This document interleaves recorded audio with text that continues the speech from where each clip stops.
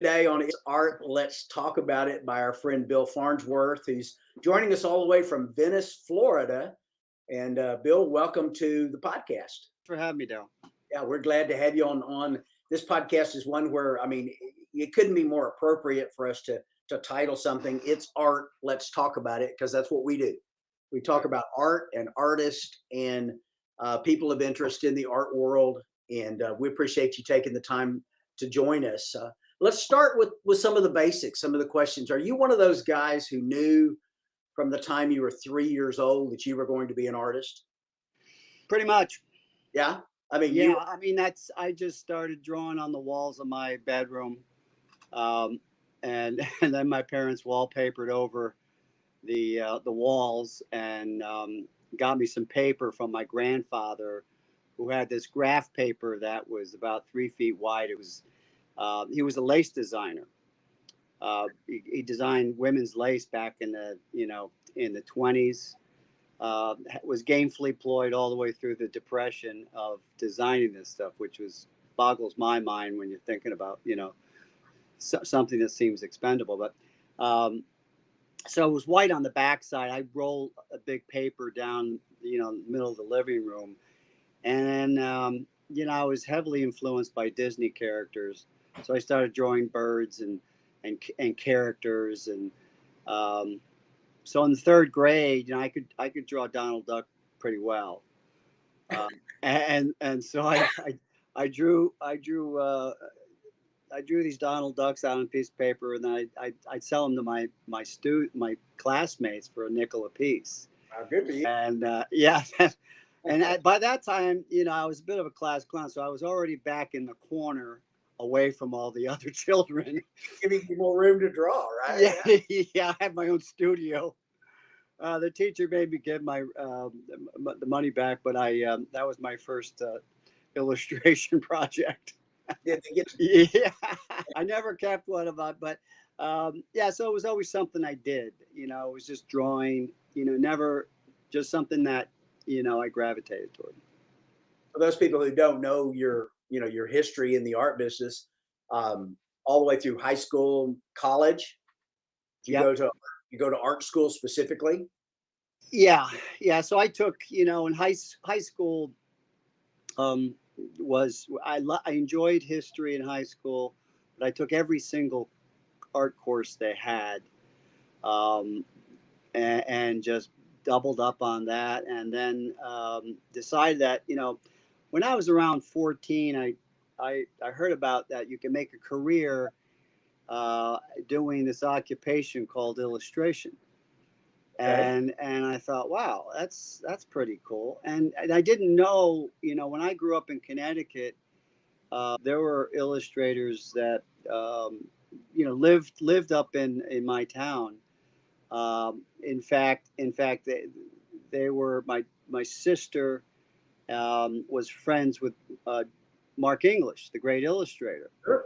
Yeah. and but I didn't know that at all what he did. I just knew I liked to draw, so so I went to Ringling School of Art because they had an illustration program. Yeah, they That did. was 1970. It was a 3-year program, 1977 to 1980, and it was illustration graphic design. So I got production and typography, and it was good stuff. But I would have preferred to go full time, painting right then and there. But I learned it was a great education, a great time there.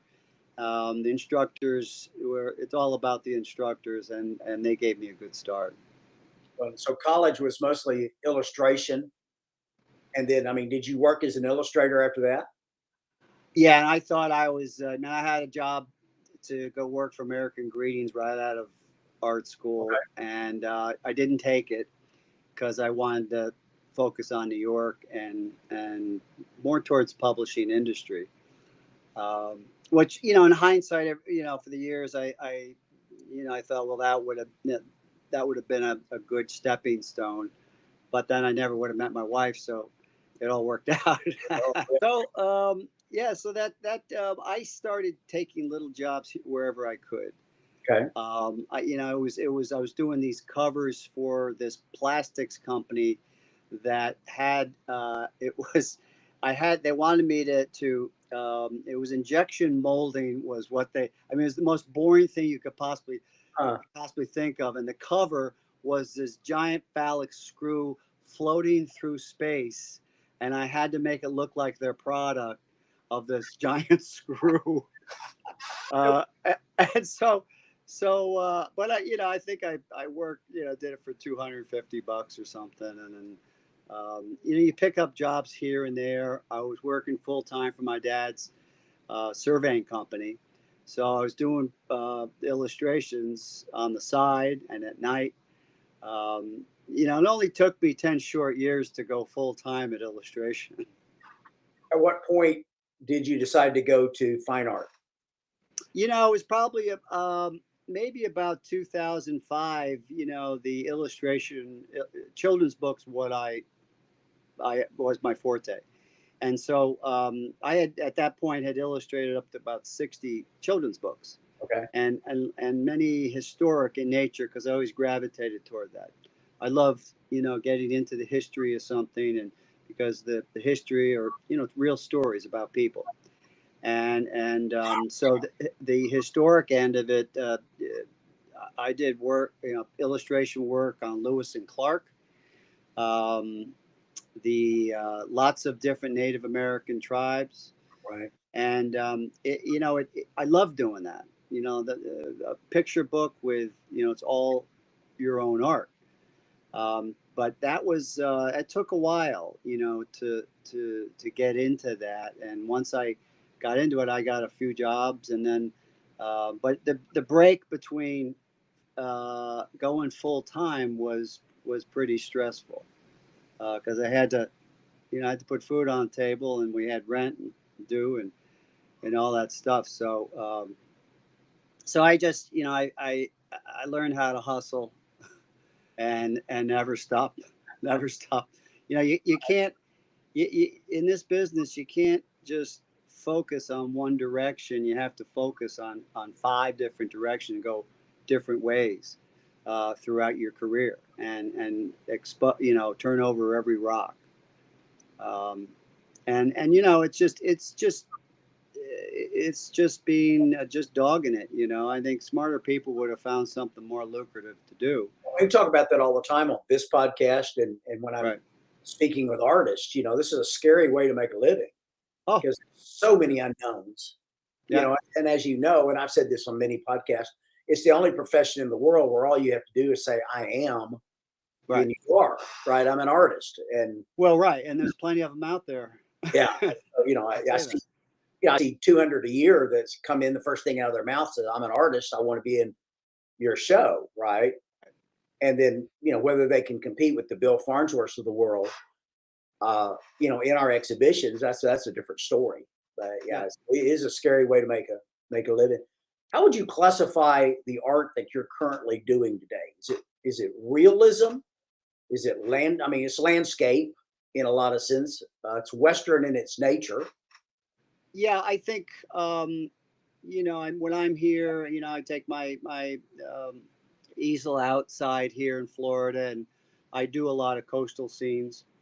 I do a lot of marine work, but I've been moving the last few years. I've been moving more towards uh, the Western art because there's so many possibilities.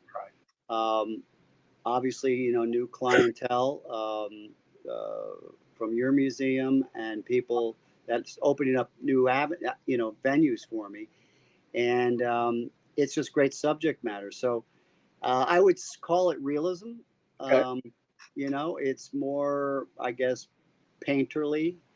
Um, it you is. know, I like to see brushwork in paintings. I love the work of Bill Anton. Sure. Just as not even the cow. If you left the cowboys off the side and just his landscapes, you can learn a lot from them. Um, Well, yeah. Do you do any figurative work, cowboys? oh yeah, Okay. yeah. I've been kind of keeping them at about mid range. Okay. I want the I want the landscape to rule the day, and to be the big moment. But the little, a cowboy or a figure, anything can give the painting scale and a little bit of narrative. In one of the paintings in our current exhibition, there is a figure, Uh-huh. but I think it's a workman of some sort, a metalsmith or a farrier or a farmer Uh-huh. or something. But the other are strictly landscapes. And so one of the questions people have been asking me is, what is he, does he do those kinds of things? The Cowboys and Indian motif that Yeah, so you many. know, right. I like drawing the figure. I had to draw it thousands of times for Sure. children's books, and it had to be accurate, because if you don't learn how to draw, it's it could be a lonely life. you know you're not going to get hired, and it's Sure. just Sure. out of I think the best motivator for an artist is sheer fear. It is with everybody. Yeah, little dude. Right, you're going to get it right if you got mortgage due. It's the same way in the museum industry, by the way. So it doesn't change Absolutely. much. Absolutely, We're absolutely. So we're putting out a product that people don't, I mean, in one sense, don't really need. right, We talk about the basic survival things, but they need it right. for the soul, and it's kind of so hard sometimes to sell that. But Yeah, we, people, they, it's no, it doesn't, it's not food, it's not water or yeah, shelter, but it feeds the soul. but it is And important. Yeah, yeah, it feeds the soul, and it's something that it makes our lives better. When you have a painting hanging on the wall that means something to you, and you remember the night you bought it, it reminds you of something in your life that you can go back to, and get home. You're tired. You're in your own beautiful home. And you look up at that art. It takes you to a different place. it does. It does. Yeah. If people want to see your work, and a lot of people listen to this podcast, and they'll get on their laptops and play along, right? I mean, they'll Right. go. How do they find Bill Farnsworth? Is it I'm very easy. I could probably not do the witness relocation program because it's yeah, just, yeah, it's just billfarnsworth.com. just simple first name, last name, Yeah, Dill, and right. Farnsworth, just like it sounds, billfarnsworth.com. Yeah. just like There it was sounds. another.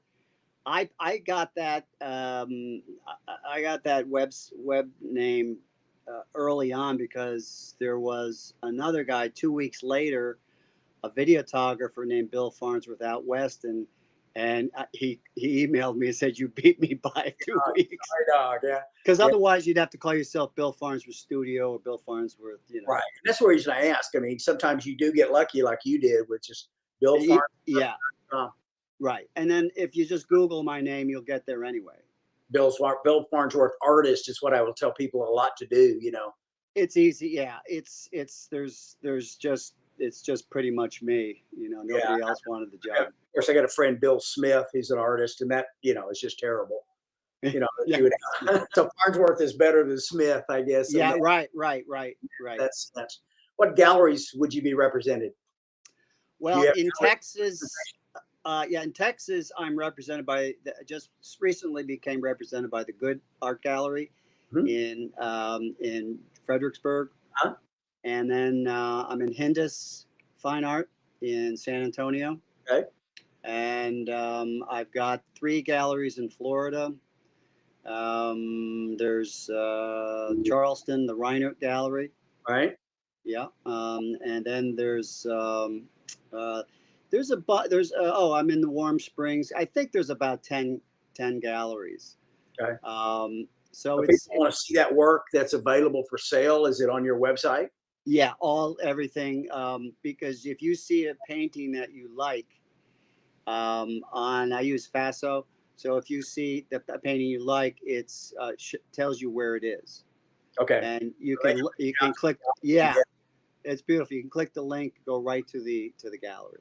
other people that we've interviewed on this podcast who are in our exhibition show. For the most part, have been able to say, and we still have 2 left or 1 left. But Right. we don't have any left. You Yeah. Congratulations. In our Good thing. 40th Roundup exhibition and sale, we sold out of your work first night. Wow. Yeah, that's And so you that's know, always knock on exciting wood. for you. Yeah, yeah. No, that's exciting, and you know, when you have a sale, it makes you believe that it's possible, that this whole thing that surfs from a hobby to a profession is possible. You know, because if I'm not selling, you know, it starts to become a hobby. But the reaction with my work over the last 5 years has jumped tremendously, and people have always loved my work, but they weren't pulling the trigger. I mean, a little bit, you know, you go along, you sell paint here and there, but in the last 5 years, it's been really awesome. Well, obviously, the Museum of Western Art is proud to represent you, Thank you. in exhibitions because obviously the work is great. It's phenomenal, but we always love a sale. We love Yeah, to help the artist and help ourselves a little bit. So right. Yeah, it's hard to nail down the motivation that people have with buying a piece of art. It's a very personal thing. yes, They have to have the means, the desire, the taste for that art, and a place for it. You know, so that's a tall order, but it's very personal because it's like my paintings are like orphans. They've found a home, and that's pretty cool. I've always told artists in the 40 some odd years I've been doing this that it's got to be just stressful to throw a baby out there to the world and say, "Will Yeah. you adopt it?" Well, Because you know, I say have a good life, hang on your way.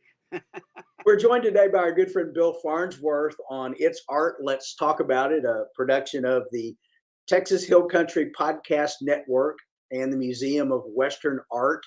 For those of you just joining us and playing along, Bill paints out of Venice, Florida, and has been an illustrator and all sorts of cool things. And we appreciate you joining us today on It's Art. Let's talk about it, Bill. Yeah, thanks, Darrell. All right, so let's get into the nitty gritty of it. What's your typical painting day look like, or is there a Well, tip? yeah, I always have something floating around in my head, you know, Okay. and when I go to sleep at night, I'm thinking about a painting. Um, Hopefully, I'm thinking about a painting and not bills. But you know, I lay the groundwork the day before, you know, and I'm thinking about a sketch. So I'll go in. I have a sketch and an idea ready, and then I usually try to put out the fires in the morning of just stuff that has to get done.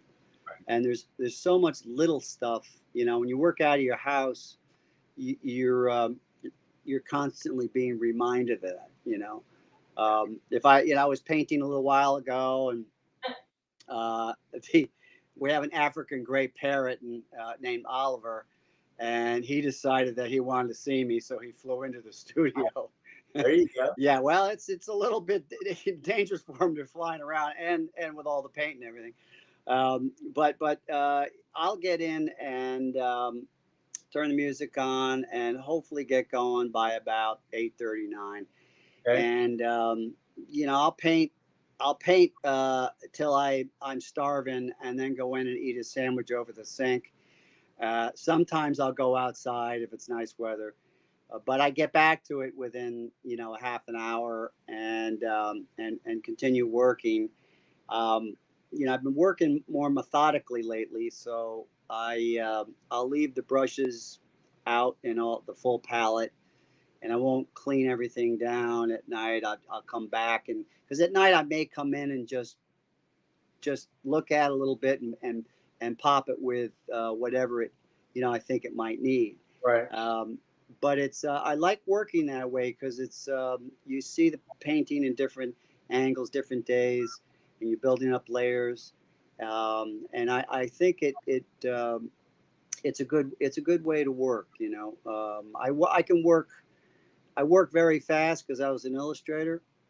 So, you know, a large painting, I block in within a day or two, and Okay. then I go back into it. And but it's that following weeks where I'm picking it up, going back. I might have 4 or 5 paintings I'm working on here, and so I'm work on one, and you see something that's either bothering you or you're loving it.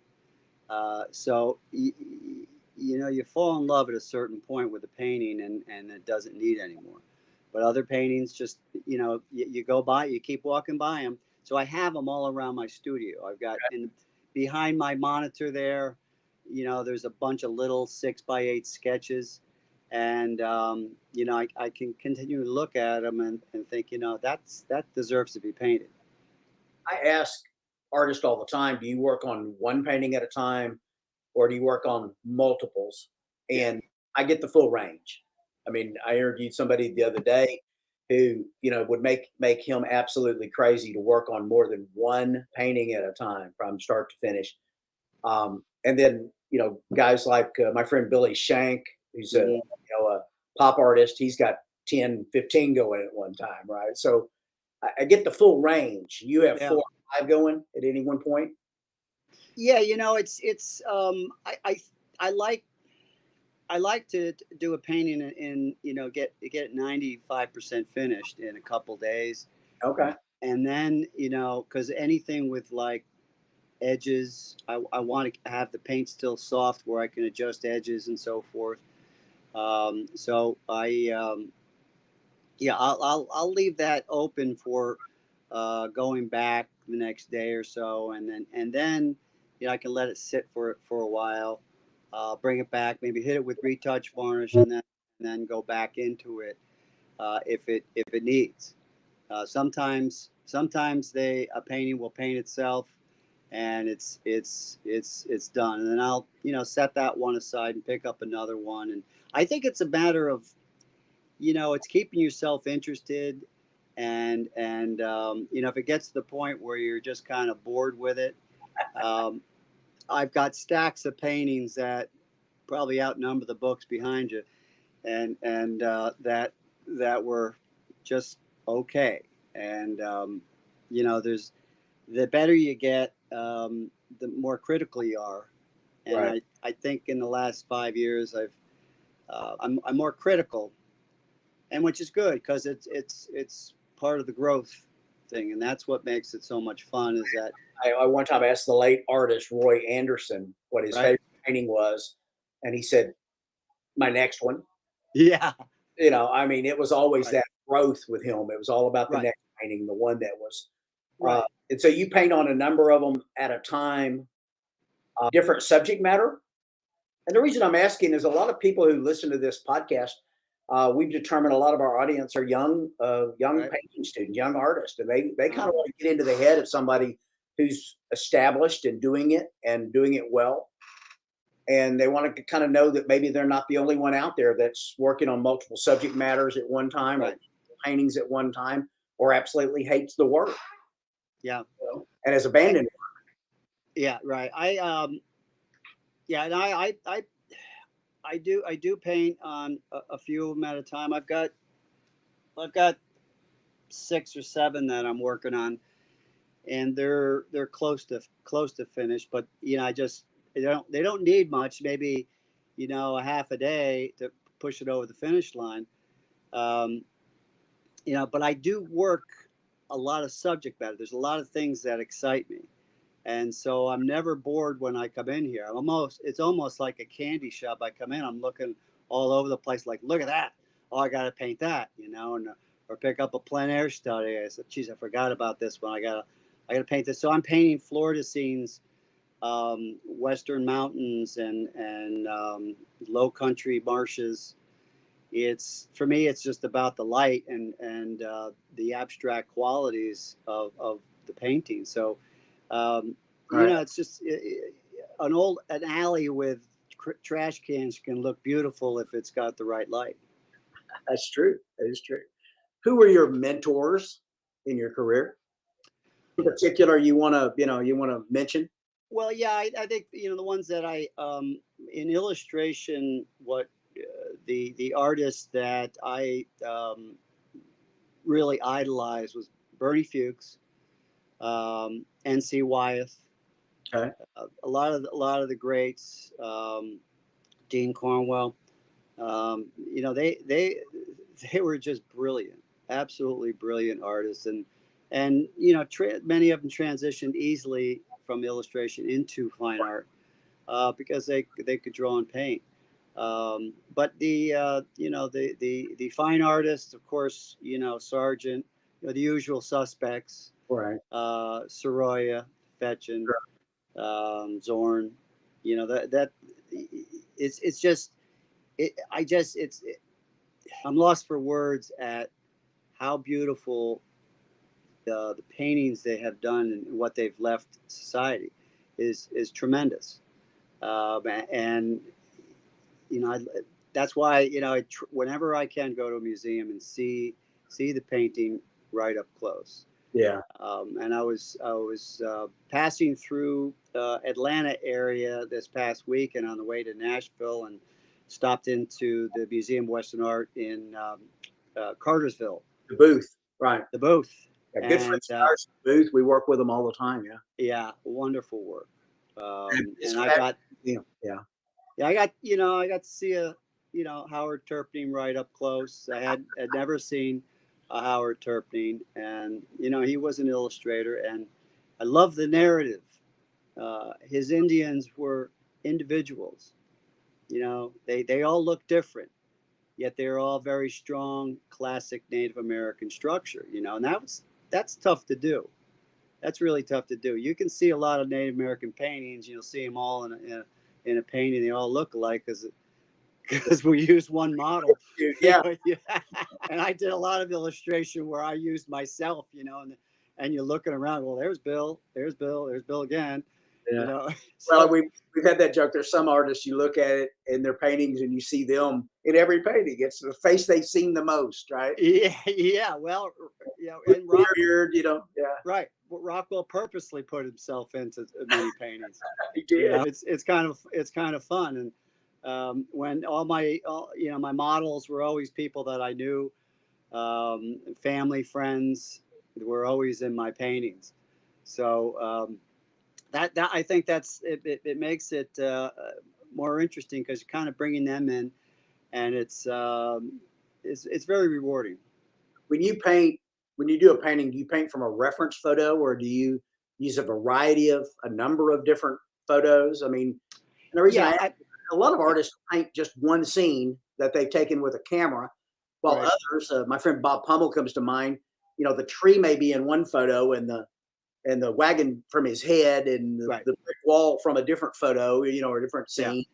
He's creating, and yet I also see, painters who'll get out there and they'll paint the same thing. They'll even paint the telephone pole coming out of the back of somebody's head, which, yeah. I try to educate them to take artistic license. What's your process for doing that? Is it always Well, yeah. it? I'll have ideally if I have a plein air study for the landscape part of it, then I can, I've got accurate color, and you always get something more personal through a field study because you don't have this camera as the middleman. So you've got better color and more accuracy, and you're capturing the essence, and that's important, is to capture that right away, uh, because it's your title. It's what's going to grab someone. Right. And then I have reference of cowboys. I might go to the stockyards in Fort Worth and photograph the cowboys in costume. And that's as an illustrator, I was able to take a figure and move it around. But you have to make sure it's the right lighting and it's the right perspective because it can look very, very odd.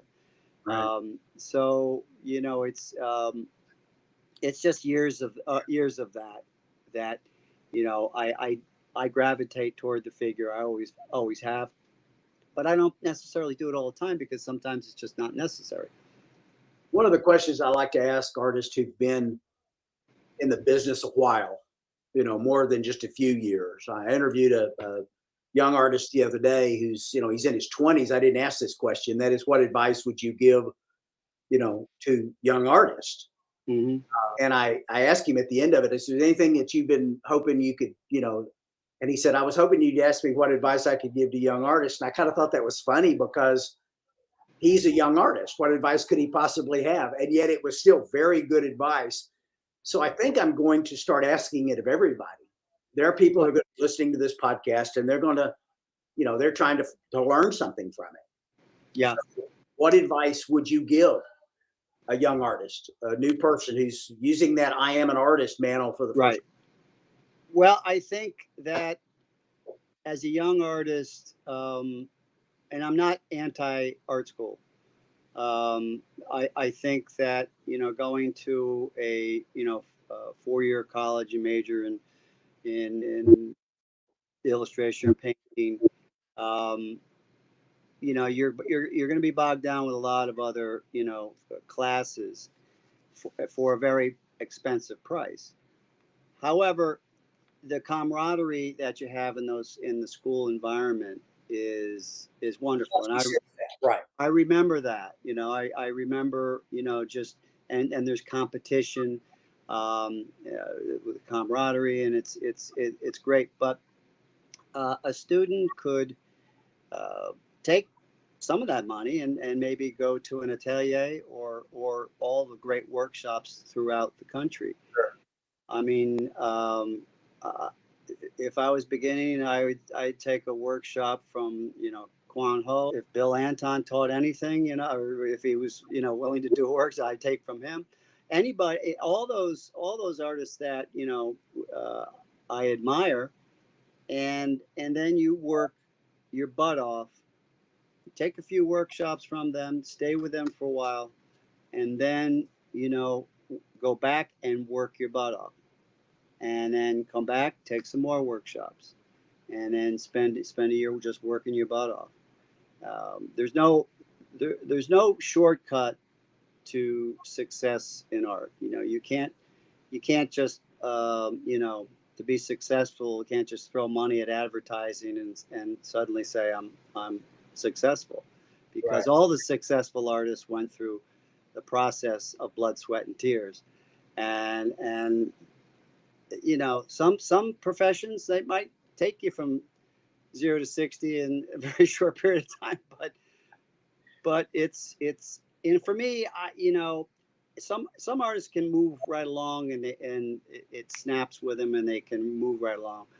I need to make lots and lots of mistakes and to learn, and I think it's been important. I think if I look back, hindsight's 2020, I would do things differently. And then I thought, well, maybe this was the process that I needed to get to that next lily pad. And I never want to put time limits on. You know, I only have so much time, and I got to do it. I hear a lot of artists that are just getting into the business. They've always wanted to paint. They had a full-time job, and they're retired from that, and they want to get into the art, but they're every one of them says, I'm running out of time. I said, it's I don't mean to be trite about it, but it's it's a journey. It's not the destination, and you have to enjoy every moment of it, and you make small increments of improvement through hard work. That's a very solid, good answer for what seems like a simple question, but it really is not. I mean, what advice do you give to young people is important. Right. You look at all those musicians. I mean, we were in Nashville over the weekend and listening to these struggling uh, young artists who are just so talented, and you think, well, I could listen to them on an album. I'd buy it right now. But Right. that doesn't the way. It's not how the wheels of Nashville go, and they enormous amount of work and enormous amount of self doubt. My studio in my on my easel, you can't see it, but I just put a little sign right on the edge of my easel, my wall that I have, and I just said believe, because if you don't, you won't. Well, that's very solid advice. Yeah, that really is good. Opportunity now for shout outs to people in your life, personal individuals, family members. Is anybody out there that you just got to say thank you to? Oh well, my wife naturally that would be Yeah, you were just to not do that. But she's put up with an artist career, um, but she believed in me and what I was doing, and we were able to move from Connecticut and set up a new place to live, and we had flexibility because I could move around. We could move anywhere. I didn't have a specific job. right. Um, so in my entire family, my two daughters and my brothers and sisters, we're all very supportive, including my parents. They had a lot of doubt in what if this was going to even happen, a lot, but they didn't let me. Artist, yeah. Yeah, they didn't let me. They didn't say, like their parents said, um, this is not, this is not a viable a viable career because you're going to starve. And many do, but I think as an artist, there's probably a lot more musicians that are starving than artists, because it's just that career is, I can't imagine how hard it is, and you still got to be great, so it's I think illustration was what helped me uh, train me to be a better fine artist. From your starts as a somebody who hawked a 5 cent, was it nickel? Yeah, my Pieces, first my Donald Duck, Don Nickel.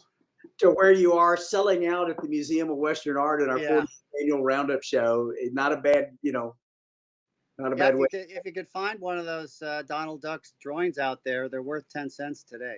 They've doubled in value. Oh, it doubled the value. Yeah, it's a good Yeah, investment. not a bad. Our guest today on It's Art, Let's Talk About has been Bill Farnsworth, painter in Venice, Florida. And Bill, we appreciate your support of the Museum of Western Art.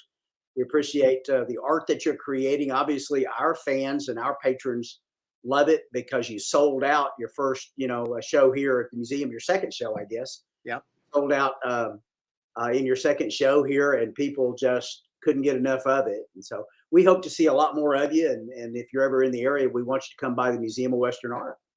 I will, for sure, Darrell. Thank you so much for having me.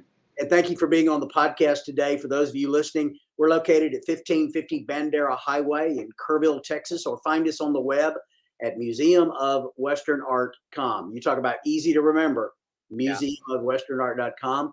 BillFarn.com is where you're going to find the work of Bill Farnsworth. And go out there and support the arts, because it's art and we need to talk about it. Bill, thank you for joining us today. Thank you so much, Darrell. I really appreciate it. I appreciate it.